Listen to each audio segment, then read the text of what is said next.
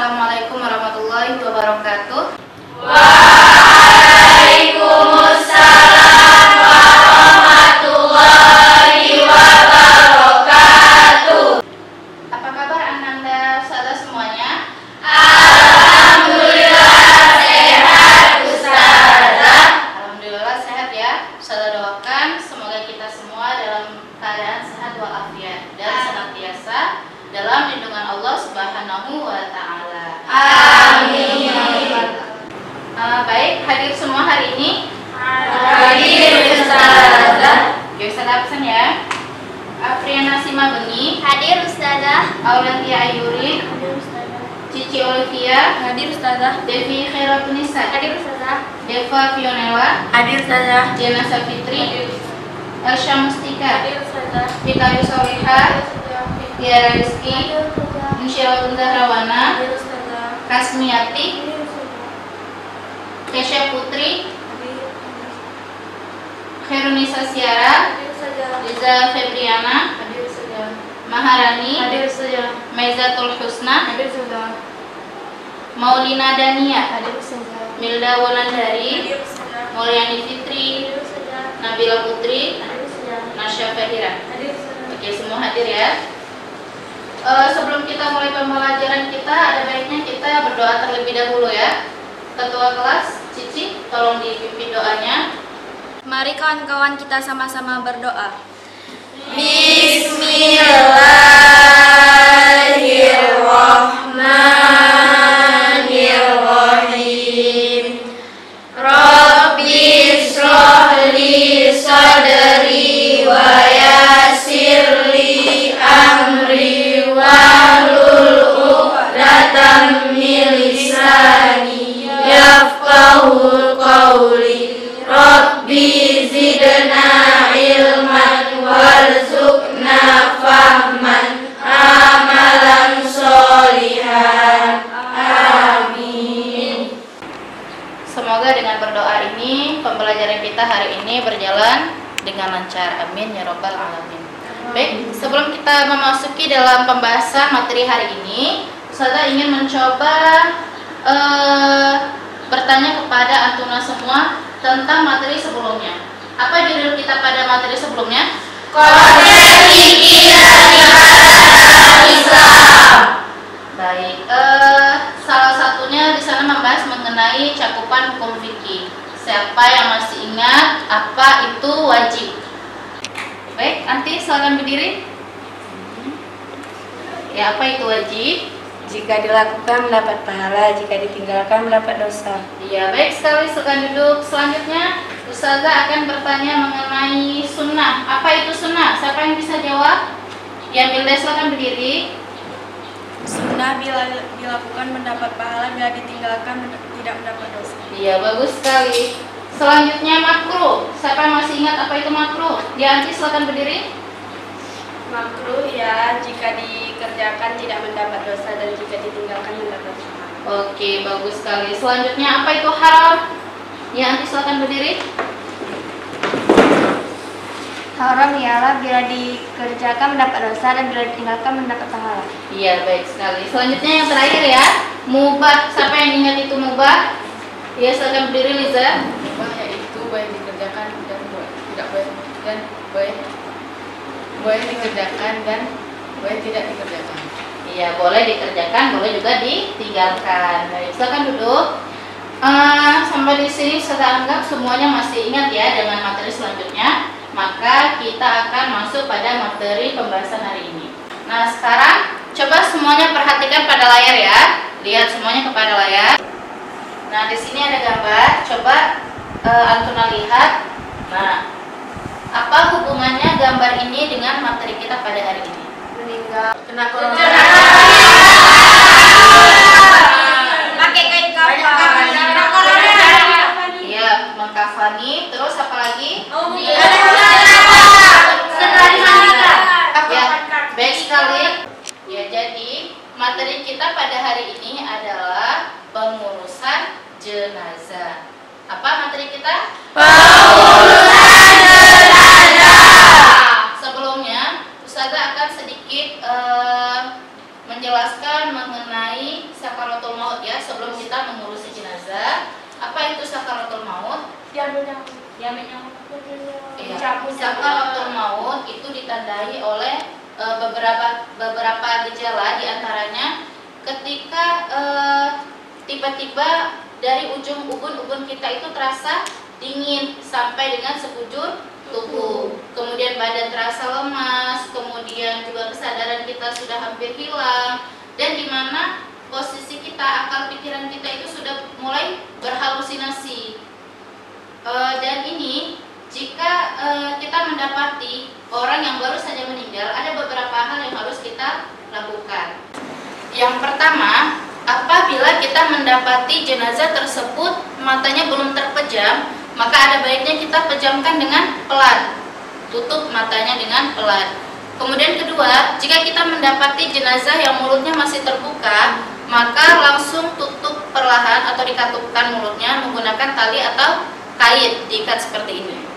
Nah, kemudian yang terakhir, kita tutup jenazahnya seluruh tubuhnya menggunakan kain panjang. Ini merupakan bentuk penghormatan terhadap jenazah. Nah, jadi pembahasan kita pada hari ini adalah mengenai pengurusan jenazah. Oke. Pembahasan pertama ini tata cara memandikan jenazah. Syarat memandikan jenazah yaitu seorang muslim berakal dan balik atau cukup umur. Nah, jadi kalau misalnya anak-anak ini belum boleh untuk memandikan jenazah karena belum cukup umur, belum juga balik. Kemudian yang kedua adalah orang yang memandikan jenazah wajib berniat. Kalau jenazahnya laki-laki, jadi berniat untuk mayat laki-laki. Jika mayatnya perempuan, harus berniat dengan mayat perempuan. Bagaimana niatnya? Ya, ikuti saja semuanya. Nawaitul ghusla, adaan an hadhil mayyitati lillahi ta'ala, yaitu niat untuk jenazah perempuan. Kalau untuk jenazah laki-laki maka diganti menjadi an hadzal mayyiti. Bisa dipahami? Bisa, Ustazah. Selanjutnya, yang memandikan jenazah harus orang yang jujur, solih, dan dapat dipercaya. Kenapa harus orang yang jujur? Karena jika dalam memandikan jenazah orang yang memandikan bukanlah orang yang jujur, dikhawatirkan akan menjadi fitnah karena jenazah ini memiliki aib, mungkin cacat dalam anggota tubuh. Jadi kalau yang memandikan bukan orang yang jujur, dikhawatirkan akan menjadi fitnah bagi si mayit. Kemudian yang kedua adalah orang yang berhak memandikan jenazah. Di antara orang yang berhak memandikan jenazah adalah anggota keluarga atau mahramnya. Anggota keluarganya ini misalnya yang meninggal adalah ayahnya, berarti yang boleh memandikan anaknya, istrinya, atau abang dari ayahnya yang meninggal ini, begitu. Kemudian selanjutnya adalah kerabat atau tetangga dekatnya yang sudah ahli memandikan jenazah. Nah, ini jika keluarganya sudah tidak ada atau hanya satu dari pihak keluarga, kan perlu anggota lain untuk memandikan si jenazah ini. Maka boleh dari kerabat terdekatnya, saudaranya atau tetangganya yang sudah biasa atau sudah ahli dalam memandikan jenazah. Selanjutnya adalah jika tidak ada dua anggota ini tadi, tidak ada anggota keluarga atau mahramnya, juga kerabat atau tetangga dekatnya juga tidak ada, maka boleh dimandikan oleh orang yang memandikan harus sejenis kelaminnya dengan jenazah. Jadi laki-laki oleh laki-laki dan perempuan oleh perempuan. Ini alternatif terakhir kalau tidak ada kerabat ataupun tetangga yang dekat, maka boleh dimandikan oleh kerabat yang jauh, yaitu sesuai dengan jenis kelamin daripada jenazah. Paham sampai di sini? Paham, Ustazah.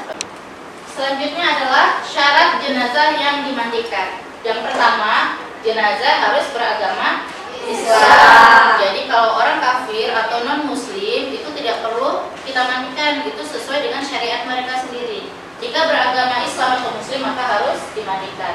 Kemudian syarat yang kedua adalah jenazah tidak mati syahid. Mati syahid ini adalah mati syahid fi sabilillah, dalam peperangan misalnya. Nah, itu kan banyak jenazah para syuhada yang tidak mungkin untuk dimandikan lagi. Jadi itu tidak perlu dimandikan ya. Kemudian selanjutnya adalah ada sebagian tubuhnya meski sedikit yang bisa dimandikan.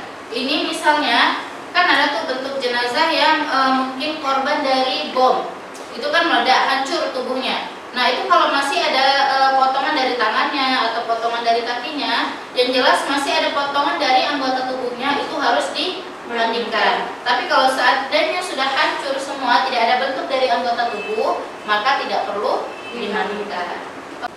Selanjutnya kita akan membahas mengenai peralatan mandi. Nah, apa saja yang harus disiapkan dalam pengurusan dalam pemandian jenazah ini? Yang pertama, kita harus menyiapkan handuk dan kain basahan untuk menutupi jenazah. Kemudian kita harus menyiapkan tempat memandikan jenazah di tempat yang tertutup, yaitu kamar mandi misalnya. Kalau kamar mandinya terbuka, maka harus dilengkapi dengan dinding yang tertutup, di mana tidak bisa dilihat oleh orang lain. Atau mungkin kamar mandinya kecil, maka boleh dimandikan di luar kamar mandi dengan syarat ditutupi. Biasanya kalau orang kampung itu ditutupi dengan kain-kain panjang sehingga tertutup, tidak nampak badan atau tubuh si mayit. Kemudian kita juga harus menyediakan sabun, kemudian air yang diberi kapur barus, beserta sarung tangan untuk memandikan jenazah. Kemudian yang terakhir adalah kita juga harus sediakan sedikit kapas dan siwak. Untuk apa kapas ini? Iya, kapas digunakan untuk menutupi lubang-lubang pada jenazah, misalnya lubang hidung, lubang telinga, agar tidak dimasuki oleh air, tidak dimasuki oleh serangga. Kemudian siwak ini fungsinya untuk mengikat sela-sela gigi. Paham sampai di sini? Paham. Selanjutnya kita akan membahas mengenai cara memandikan jenazah. Yang pertama, yang memandikan jenazah hendaklah memakai sarung tangan. Kemudian ambil kain penutup dari jenazah dan ganti dengan kain basahan agar auratnya tidak terlihat. Bersihkan giginya, lubang hidung, lubang telinga, celah ketiaknya, celah jari tangan dan kaki serta rambutnya. Kemudian bersihkan kotoran jenazah baik yang keluar dari depan maupun dari belakang terlebih dahulu dengan cara tekan perutnya perlahan-lahan agar apa yang ada di dalamnya keluar. Siram atau basuh seluruh anggota tubuh jenazah dengan air sabun. Dan yang terakhir, siram dengan air yang bersih sambil berniat sesuai jenis kelamin jenazah. Selanjutnya, siram atau basuh dari kepala hingga ujung kaki dengan air bersih. Siram sebelah kanan dan kiri sebanyak 3 kali. Memiringkan jenazah ke kiri, basuh bagian lambung kanan sebelah belakang. Memiringkan jenazah ke kanan, basuh bagian lambung kiri sebelah belakang. Siram kembali dengan air bersih dari kepala hingga ujung kaki. Setelah itu, siram dengan air kapur barus. Jenazah kemudian diwudukkan seperti orang yang berwuduk sebelum sholat. Perlakukan jenazah dengan lembut saat membalik dan menggosok anggota tubuhnya. Jika keluar najis dari jenazah tersebut setelah dimandikan dan mengenai anggota tubuhnya, wajib dibuang dan dimandikan kembali. Dan jika keluar najis setelah dikafani, maka tidak perlu dimandikan lagi. Cukup hanya membuang najis tersebut. Bagi jenazah wanita, sanggul rambutnya harus dilepas dan dibiarkan terurai ke belakang. Setelah disiram dan dibersihkan, lalu dikeringkan dengan handuk dan dikepang. Keringkan tubuh jenazah setelah dimandikan dengan handuk sehingga tidak membasahi kain kafannya. Setelah itu, berilah wangi-wangian yang tidak mengandung alkohol sebelum dikafani. Biasanya menggunakan air kapur barus. Nah, itu tadi tata cara memandikan jenazah. Kita akan bagikan beberapa kelompok ya untuk berdiskusi. Untuk kelompok 1, Apriana Simabengi, Auliantia Ayurin, Berva Nabila, Cici Olivia, Davi Khairotunisa.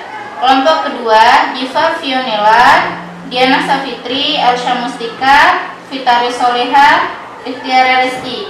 Kelompok ketiga, Insyaratun Zahrawana, Kasniati,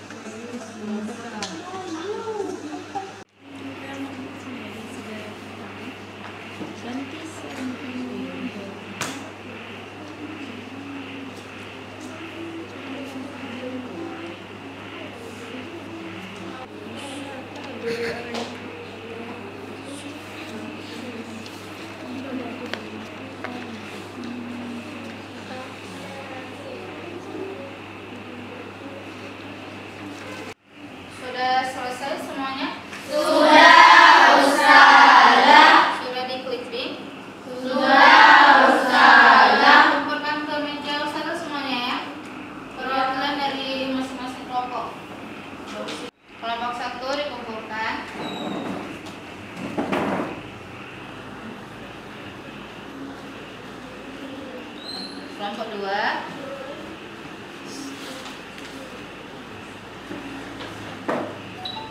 Kelompok 3. Kelompok 4.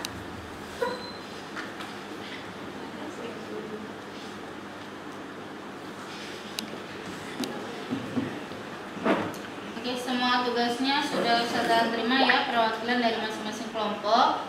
Alhamdulillah praktek kita dalam pemeriksaan jenazah sudah selesai ya. Meskipun ada sedikit yang memang harus diperbaiki dalam praktek ini, seperti mengkafani jenazah tadi, kemudian dalam proses penguburannya juga. Saya harap dengan adanya praktek ini akan bisa memperbaiki daripada pengetahuan kita semua. Dan yang sudah saya sampaikan tadi mengenai kesalahan yang harus diperbaiki itu kedepannya agar bisa dipraktekkan lagi ya. Mungkin sampai di sini dulu pembelajaran kita pada hari ini.